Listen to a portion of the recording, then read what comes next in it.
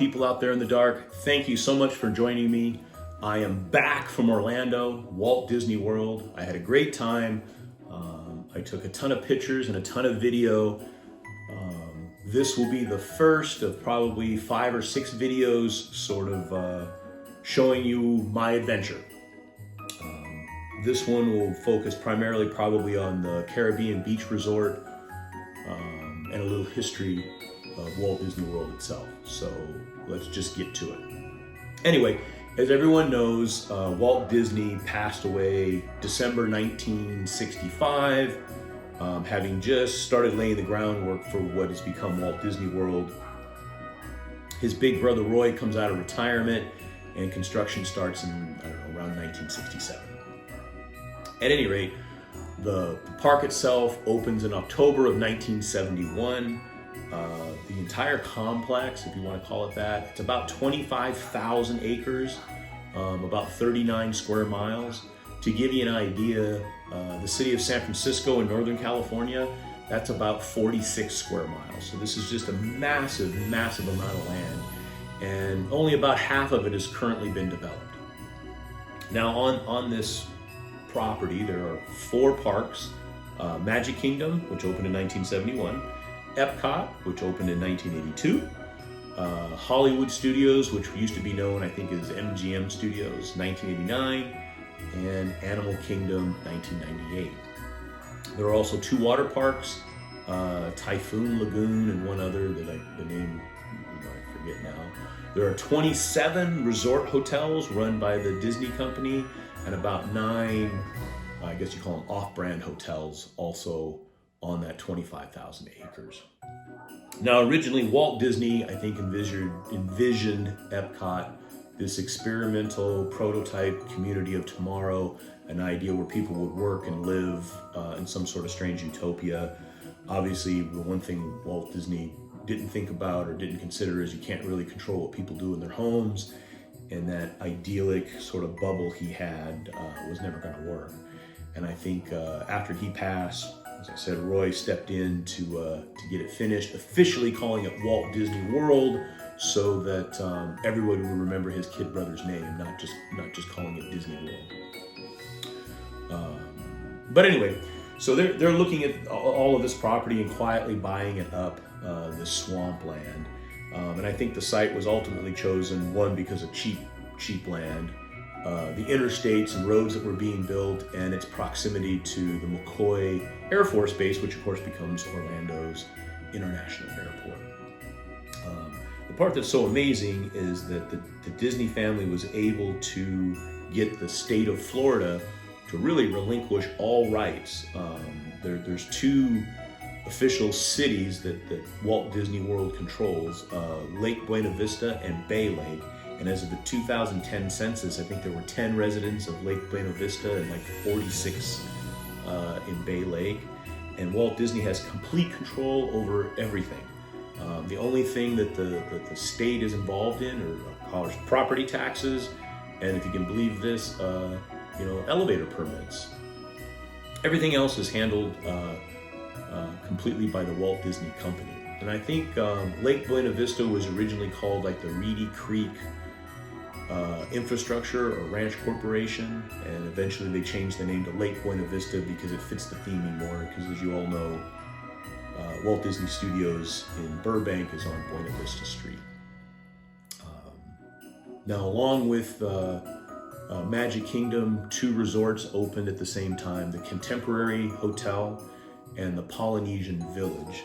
A couple of side notes on those 2, at that time, hotels, now resorts. The Polynesian Village is actually where John Lennon was staying when he signed the paperwork that officially dissolved the band The Beatles. And the Contemporary Hotel is actually the place where Richard Nixon held his conference, where he gave his famous "I'm not a crook" speech. I thought that was kind of interesting. Now, as I said, I stayed at the Caribbean Beach Resort, which was built in 1988. It's actually the largest of all the resort hotels from a square footage standpoint, or acres. It sits on just a hair over 200 acres, if you can imagine. And there's sort of 4 villages. There's the Jamaica village, the Aruba village, Trinidad, and Barbados. No elevators on this property. They're all, you know, sort of Caribbean themed. Very nice hotel. It's also actually where the Skyliner hub is located, which is fantastic. I'll have a video on that later.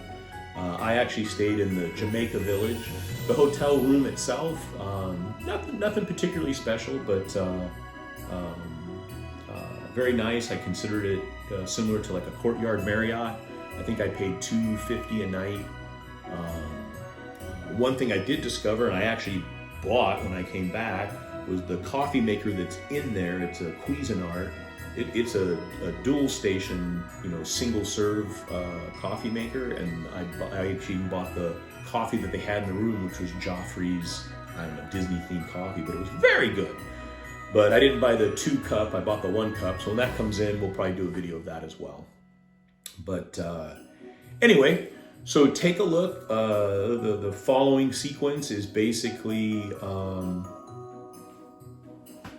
me checking in and just some images of this Caribbean beach resort. I hope you enjoy it. And as I said, check back because we'll probably have 4, 5, 6 more videos. I'll try to put them in some sort of progression that they make sense, but I make no promises.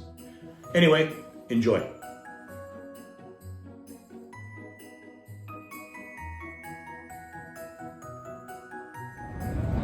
Okay, one of the things you always need to do when you travel is make a list and check it twice. I left the house today without my sunglasses, and I'm going to the Sunshine State. I can't bounce around for 2 or 3 days without sunglasses, and I make such a fuss about wearing Persol, I'll never hear the end of it from Sancho or anybody else if I just go buy some cheapies. So what did I have to go do while I'm sitting here in San Francisco waiting for my next flight? You guessed it. I had to buy sunglasses. $300 later, I have another pair of Persol, but I'm ready to go.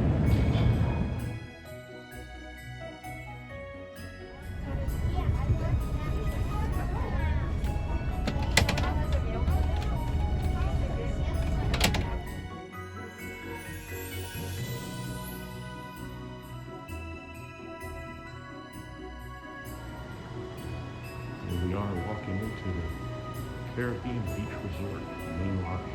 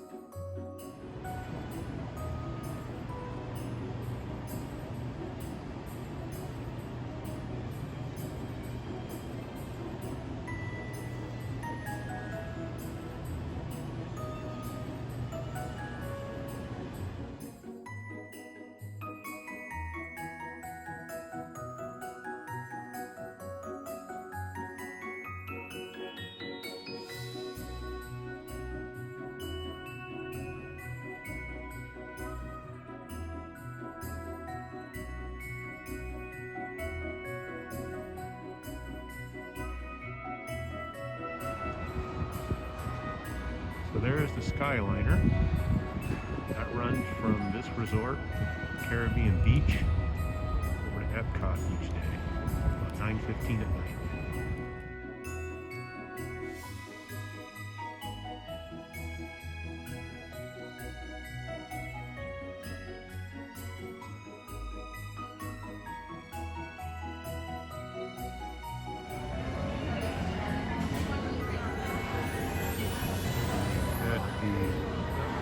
Caribbean Beach Resort.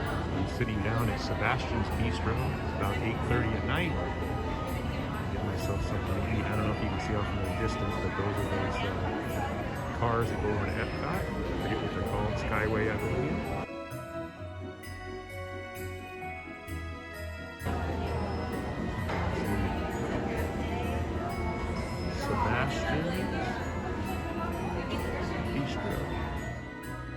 So there is one interesting thing in the hotel room. You get a third bed for a little kid. You can see sleeping Mickey and Pluto. And if you're not using it, essentially, it closes up and hides away. I thought that was kind of interesting.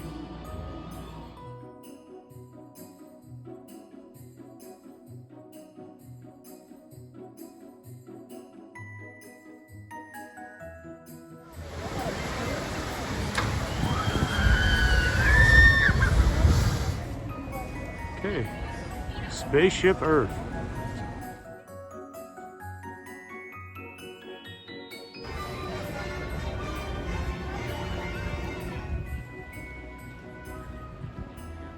They're not moving. So you can see Presidio 37. This is the Edison restaurant. I won't be able to get in there.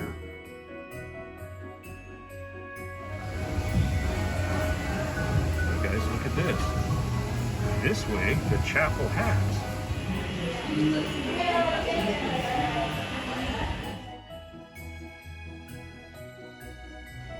I'm gonna put my mask back on, but I wanted you to see my new hat again. I really like it. Actually, a little side note, even I enjoy Disney's products so much, I stole their lotion and some facial soap from the hotel room. Stole might be a strong word. They'd have to throw these away because of COVID if you didn't take them. Okay, here we go. We're taking off here. Woohoo!